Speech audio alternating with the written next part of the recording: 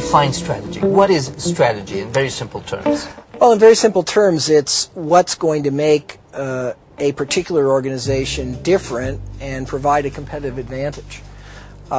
Basically, competition is destructive when companies are basically competing on the same thing. That forces competition to gravitate to price. Strategy is finding a different way to compete to create a different sort of value for the customer, which allows a company to prosper, to achieve superior profitability. What is not strategy?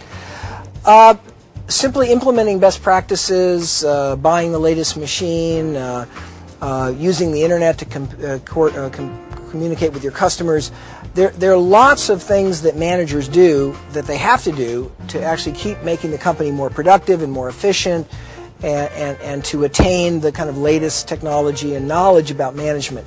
All those things are a necessity, but they're not strategy. Strategy is not about doing the same thing better. Strategy is about finding that different place for the organization to deliver value. But what makes it challenging is you have to do both of these things at the same time. You got to keep assimilating best practices, but at the same time having real clarity about what's going to make you different. You wrote a book 25 years ago that has remained at the top of the list of the strategy books. What were the key messages in that book? Well, I've written a number of books about strategy. I think my first really major book on strategy was a book called Competitive Advantage, and I think the really major message of that was really how to look at the industry in which you compete, and how to think about what causes industry profitability, and how, by understanding that, a company can improve its own position.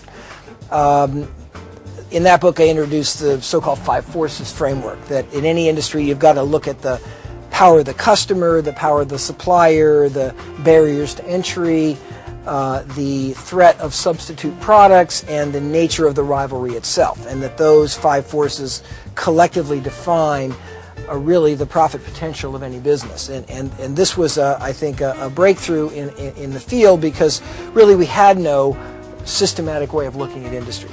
The next book was a book called Competitive Advantage, in which I really talked about how to look at a company's own position and introduce the concept of the value chain. Any company, when it competes, is simply conducting a lot of activities, marketing activities, procurement activities, service activities, and so forth.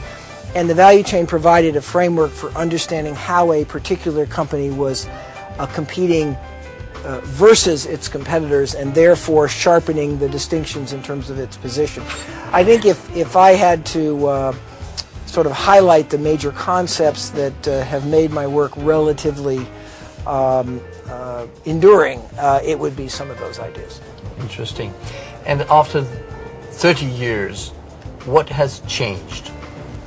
Is everything relevant, or have things evolved? Well, I've always focused not on the specifics of how a particular industry operates or a particular company competes.